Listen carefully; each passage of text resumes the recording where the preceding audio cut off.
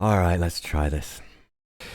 I got a new camera only today.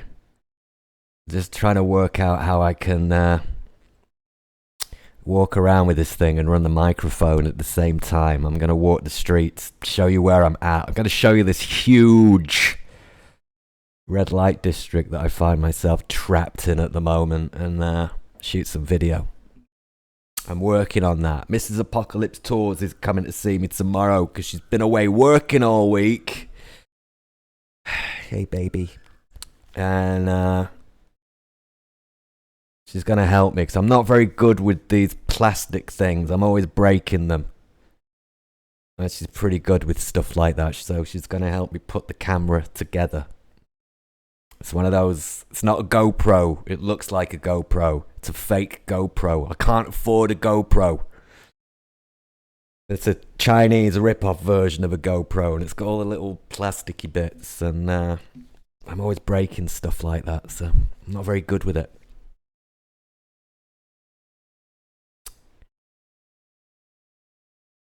Alright, I'm gonna try this now without the bird.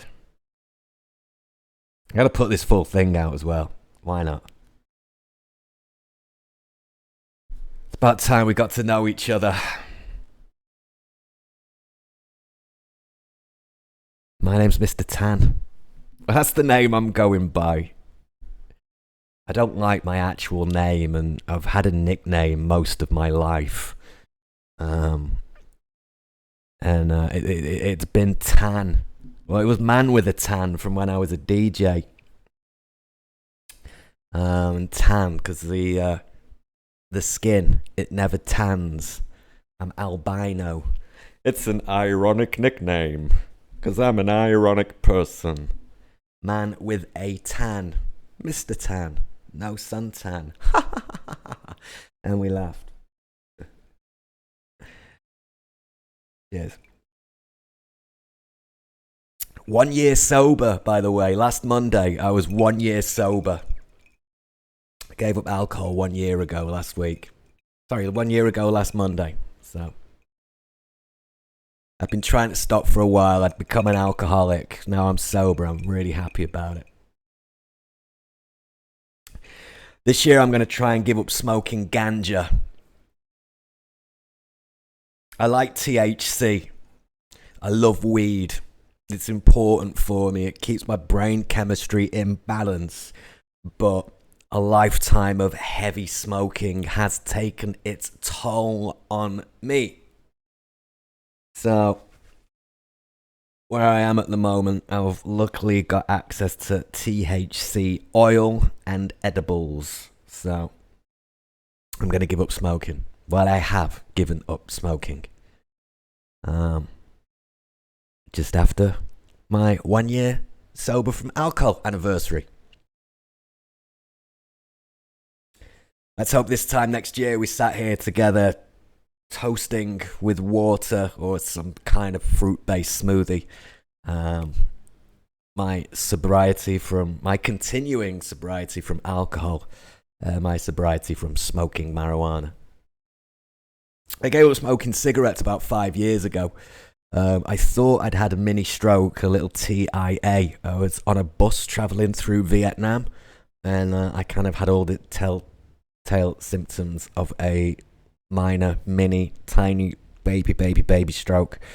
I was on a bus in the middle of nowhere in the Mekong Delta, and I had that falling backwards in my brain feeling and everything going black, and one of the most frightening experiences of my life. But that day, I'd become a very heavy cigarette smoker. I was in the 20, 30 a day territory. And that day I quit. And I've never been back. Which is funny. This shows the addiction of tobacco. Because after that, I'd thrown what was left of the cigarettes in the bin. I'd been to a hospital. I'd spoken to a doctor. And I still found myself outside of the hotel window I was staying in, just smoking a cigarette. After I'd called people and said I might not be here in the morning, I think I might die tonight, I was still, and I just thought, and that was it. That was my last cigarette. About 5 years ago now.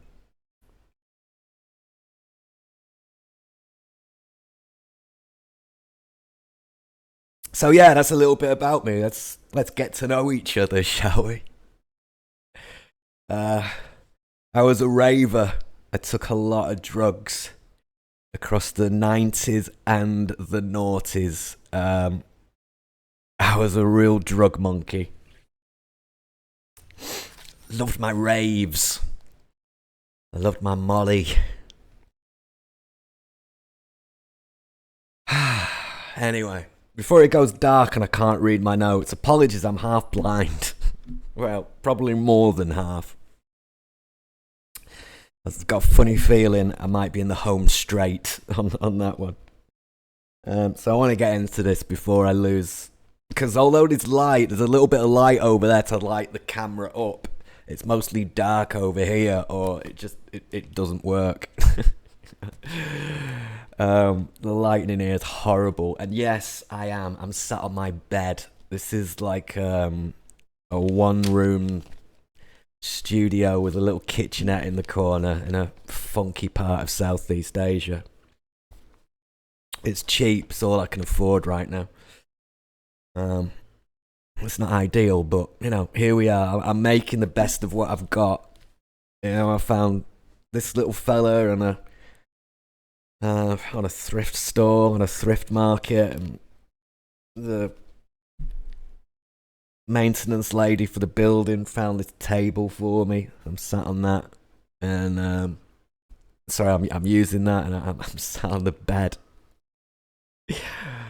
because there's no chair in here. So literally, I sleep on this thing. I wake up, I make coffee, I come back, I sit on it all day and use it as my office. And then you get the bird. So I can't record my Star Trek Picard review or the 3 or 4 news stories that I found today that were worth talking about. It's getting late now. I've been up since 5 a.m. Well, no, 4 a.m. 3 a.m. today. I woke up at 3 a.m. I wanted to watch a soccer ball match.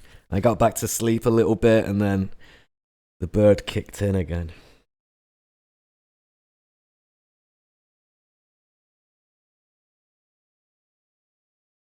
Are we ready to go? No, there it is.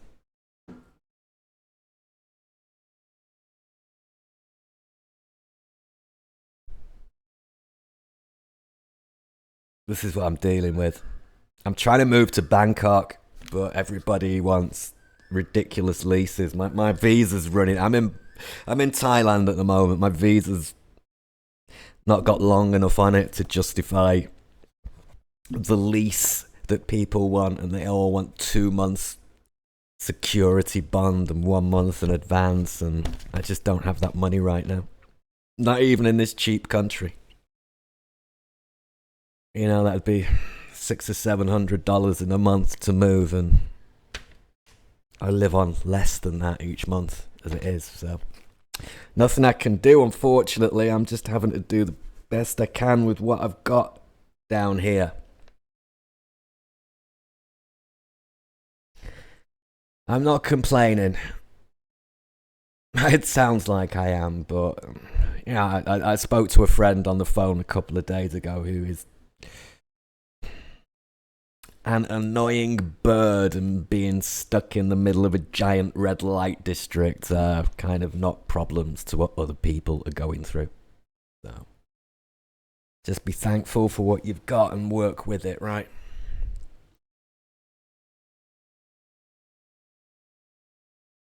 It'd be great if this was a live stream and I had some interaction off you guys. I could have a chat with you. But it's not, unfortunately. It's me just talking to the microphone, hoping the bird shuts up so I can start recording a Picard review.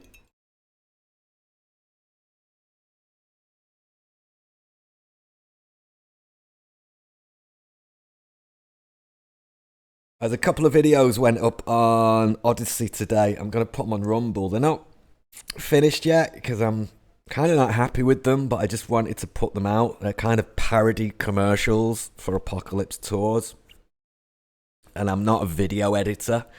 I've never used video editing software before until this month, and I'm using something called Shotcut, which I'm using on Linux on a very old laptop, so I'm kind of limited. I'm doing the best that I can with it. So they're kind of rough cuts. I want to tidy them up a bit, but just the time in preparing and making videos and learning how to use this edit software and having bad peepers. I just thought, you know what? Screw it. Just put what you've got out and see if people groove off it. So there's a fake travel ad that's just gone out, and there's a slightly political thing that I've put out, which if I put on YouTube, this channel would not be here in the morning. So they're on Odyssey, and they'll go on to Rumble pretty soon. Oh, and they're also on my Twitter page. If you want to join me on Twitter, it's at Apocalypse Tours, and I have 8 followers at the moment. So it'd be great if some of you guys could come and join me, because I like Twitter. I'm new to Twitter. Never used Twitter for a very long time. Last time I used Twitter was when I was giving up smoking. And I used it for a little bit of addiction replacement therapy and rage tweeting. Which was good. It worked. It shows the addictive power of social media, because it actually took my mind off nicotine, which is one of the most addictive substances on the planet. So that shows the addictive power of social media, right? I used Twitter as an addiction replacement therapy for a while to give up smoking. I've not used Twitter ever since, and I'm kind of horrified by what I'm seeing because of what's going on in the world and how divisive it is, and how siloed people seem to be. I've followed some people who I know don't have the same opinions as me. Did that on purpose. I followed some people that I really like and respect, and anyone that's followed me or replied to one of my tweets, I've just followed out of politeness, and I'm kind of hoping to get to know these people. But I'm really enjoying the Twitter experience, because I'm kind of a sort of a want-to-be comedian in a way. Well, I like being funny, but I don't like the whole stand on stage, look at me thing. But I'm really enjoying kind of being able to exercise my quick-witted retort muscle, which Twitter's great for. I feel like I'm in some training at the moment on Twitter. So yeah, big shout out to my 8 followers. I should write a list and I can just name you all individually. And big love, I put a video out last week and some people joined me on YouTube, so big love to those people. Alright. I'm going to try the Picard review. I'm going to try it in one. Because most of the time when I'm trying to read Bad Eyes, I trip over my words. Bad Eyes, a lot of drugs in the past. I trip over my words and I keep having to go through the edit process. And I'm kind of practicing at this to try and get to the point where I go, you know what, I could do a live stream. Yeah, I could do that. This is part of the practicing. I've not said anything controversial or swore, so this can go on YouTube. Excuse me, water on the chest. I'm having a little bit of trouble with YouTube, if I'm perfectly honest. I'm kind of... It's very restrictive. You don't have absolute freedom to create and speak and do what you want to do. And I found myself second-guessing myself, which isn't a great place to be. when you go to speak and you're second guessing and you're thinking, oh my God, is some AI droid bot gonna ratio the channel or community strike me because they don't like what I just said there? Anyway, Picard. So, Picard, Season 3, Episode 2. Episode 1, I just want to double down on the fact that I loved it. I really, really loved Episode 1. I got a funny feeling they've done it to me again. They've got me in with a great first episode. And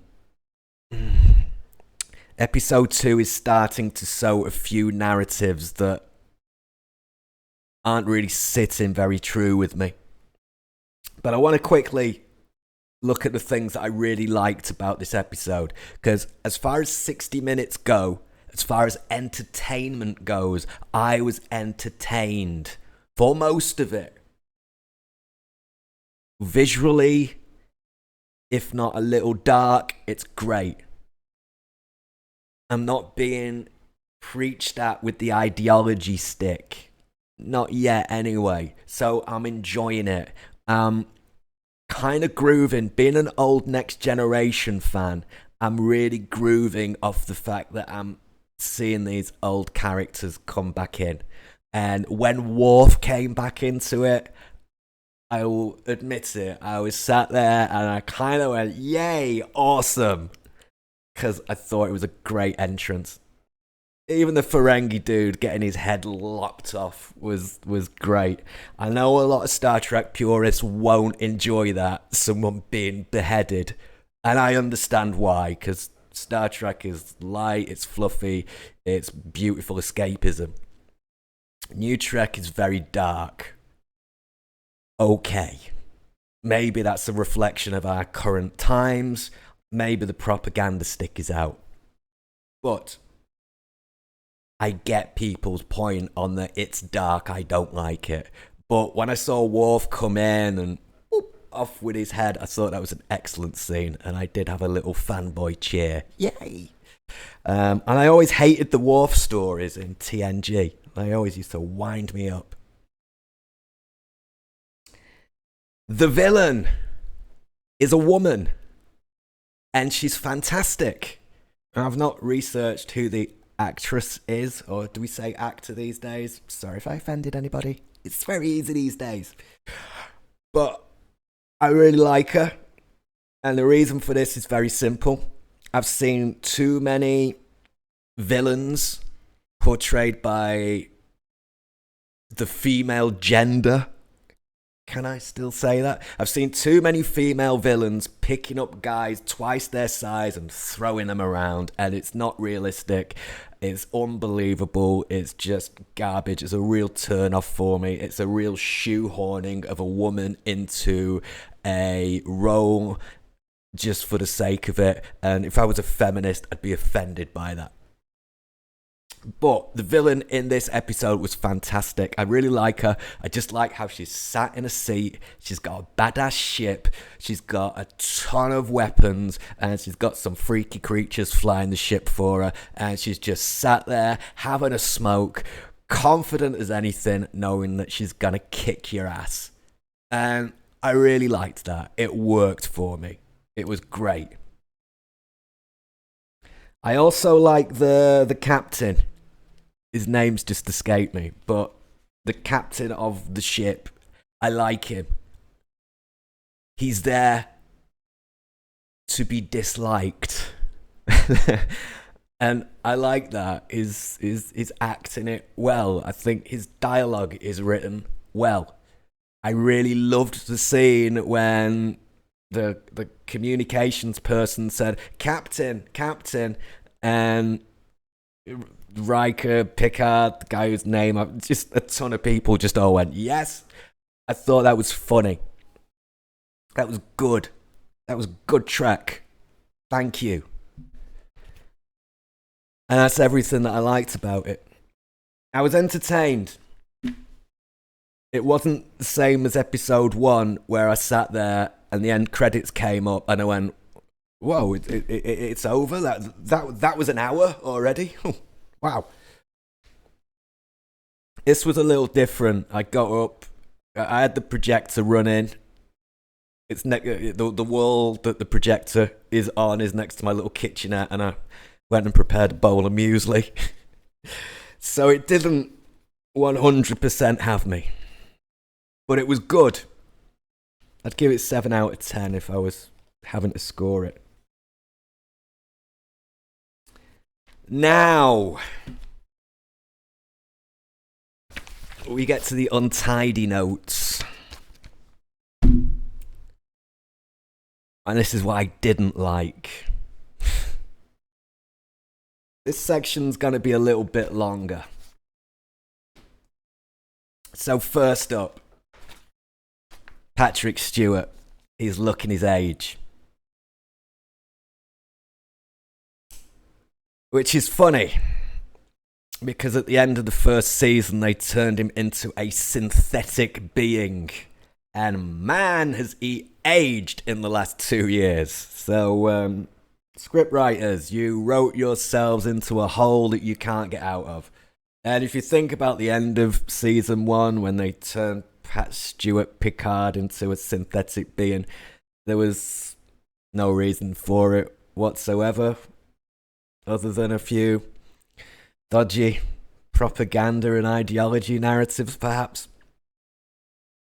But Patrick Stewart is looking his age in every single way. I can see him struggling. His voice is raspy at certain points. It looks like a real struggle for him, and I actually feel sorry for the old guy. I really do. He should have been allowed to go out to pasture, but I don't think his ego is going to allow that, unfortunately.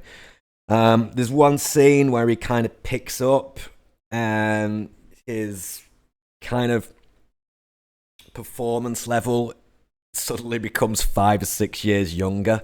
I'm guessing that is due to the massive vitamin B shot that he was given in the green room, perhaps. Just speculating, people.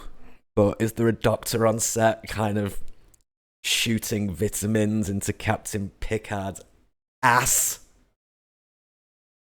when he starts to flag a little bit? Is that a thing?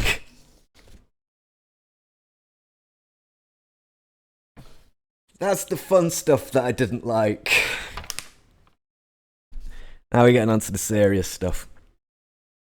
And I'm going to frame this, because I got to give you a little bit of history. So 2 years ago, I said, that's it, I'm out. I stopped watching all TV shows. I stopped watching all new movies. I stopped reading the media. I stopped watching the media. I stopped interacting with the media. I got rid of all social media. I stripped down my smartphone to the absolute bare essentials. And none of those contained social media. None of those essentials was social media. I've been away. I've been in a beautiful little cocoon. It's been amazing.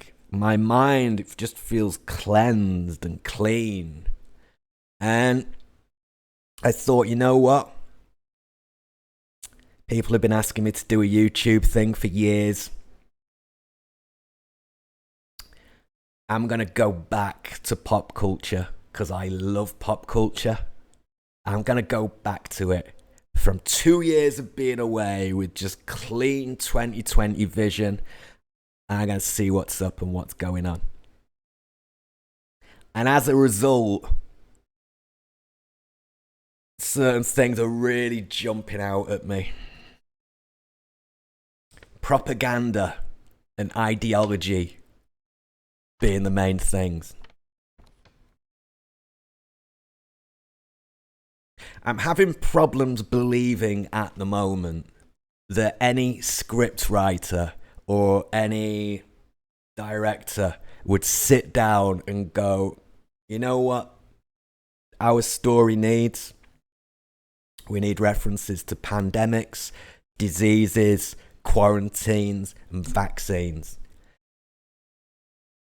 I honestly don't think people are sat around tables excitedly scribbling away looking for opportunities to drop certain buzzwords relating to medical related things and pandemics, etc.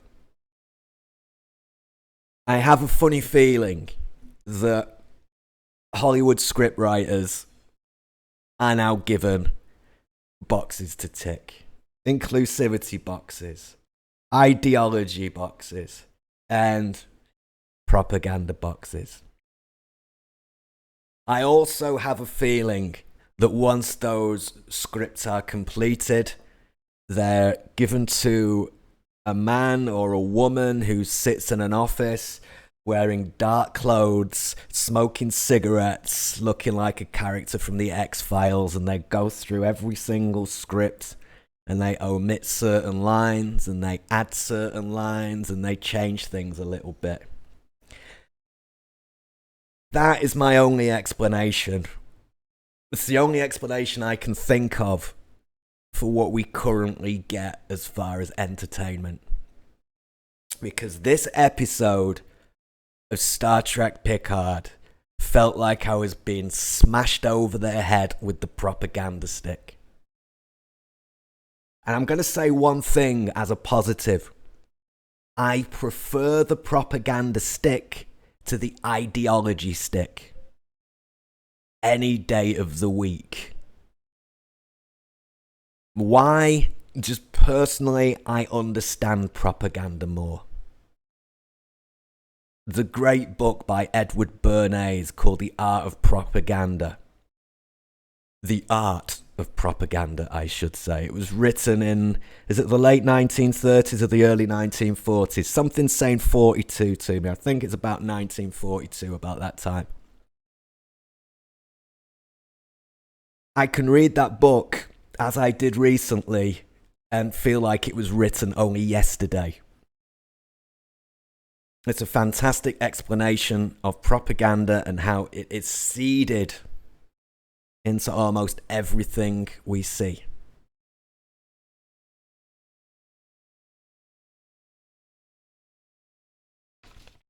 And this is where I get down to the real point.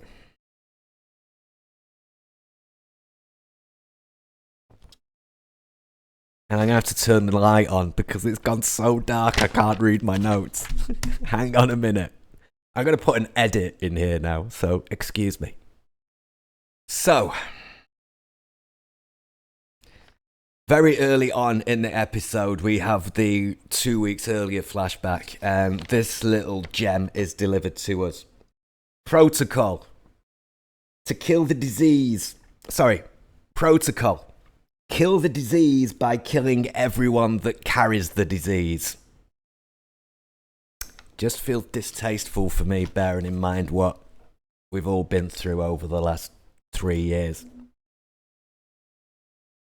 There's a lot I could say about those lines of dialogue.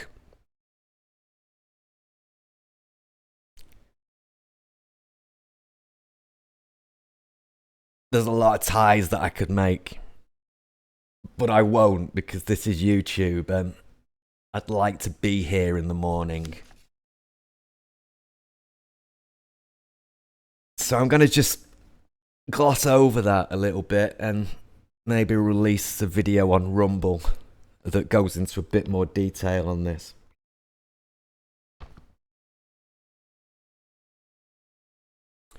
The biggest problem I have with this episode, the biggest problem I have with this episode is the scene in the bar between Raffi and the guy who's the father of her child. Here we can see the guy who's the father of her child. He looks very clean cut, he looks very together, he's smartly dressed. Raffi's undercover, right? Okay. Maybe that explains her disheveled look. But there's some lines of dialogue that I find problematic. It just stinks of propaganda.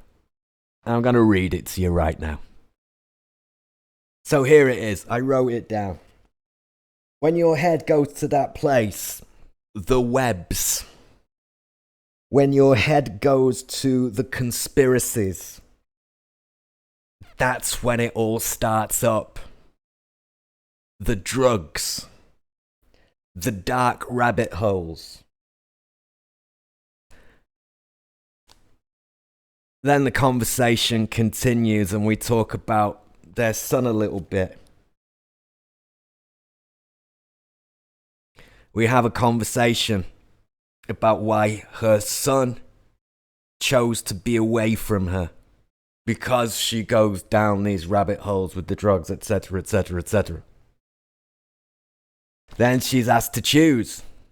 Do you choose your son or do you choose the rabbit hole that you're currently going down? Rafi's talking about a conspiracy that she believes exists within the Federation. She says a line, they don't know it yet.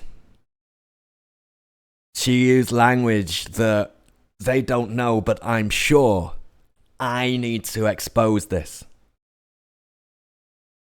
Within this narrative, Rafi is the conspiracy theorist. She's the person who views various channels online and subscribes to various thoughts, opinions, and viewpoints. The guy here, he is the voice of reason, the voice of the establishment, saying, well, I gave all of that up. I gave up that way of thinking. Now look how wonderful my life is. I'm not going to explain this too much here on YouTube because I'm new here. I'm still working out. I don't trust it enough. But there's a lot you can explore in this with regards to propaganda. And can we just all agree on something, please? Propaganda has been used in entertainment since forever. Comic books were a great vehicle for propaganda during wartime. Throughout the Cold War of the 1980s, look at a lot of the films that were made. Look at a lot of the narrative that was sewn into TV shows. Evidence would suggest that propaganda has widely been used in entertainment since forever. Entertainment would also suggest that we're in a culture/information war. Now, my question to you is this. At a time when we're in a culture/information war, would we stop using propaganda or would we actually turn it up to 11? In my opinion, we'd turn it up to 11. Maybe you disagree with me. Maybe you can tell me in the comments below where I'm wrong with this. But from where I'm sat, I feel like I've been hit over the head with the propaganda stick whilst watching Picard again. I watched the episode twice. On a second viewing, those propaganda messages were even more clear. I really feel like, again, we're using a well-known brand or IP, whatever you want to call it, as the vehicle to hammer home a political message. It is clear that people who subscribe to a way of thinking are classed as conspiracy theorists. It is clear that the establishment wants to clamp down on these people. From my opinion, it is clear that this episode of Picard has scattered more seeds. You know, more seeds have been sown. More people's auntie or second cousin removed or grandmother or maybe watching this episode and going, you know what? My nephew, he goes down these dark rabbit holes. Ooh, they must be on drugs. They must be dangerous. They must be... It sows a narrative. And personally, I'm tired of my escapism / entertainment being used as a propaganda vehicle. I'm very tired of that. The thing I am more tired of is of my entertainment, my escapism being used as a vehicle to hammer home ideology. And unfortunately, I'm finding it almost impossible to escape these things, as 95% of what's being put out at the moment in the entertainment world, in the mainstream entertainment world certainly, is hammering home a propaganda or an ideological message.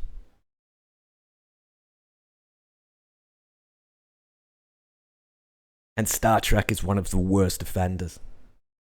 I don't want to go on about this for too long because I'm just going to talk myself around in circles, because a lot of the issues I want to talk about I can't address right here, right now. So,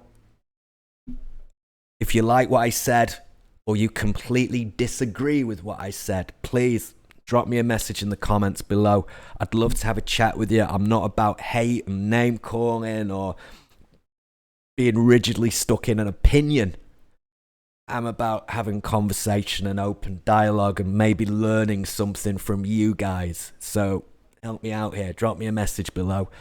If you do like what I'm saying enough to want to hear more, please subscribe to the channel. I'm working on some things at the moment. I've got some comedy shorts that I'm working on. I've just got a new camera to go shoot some stuff outside. I'd love to have you around. Thanks for watching, and have a great day, yeah?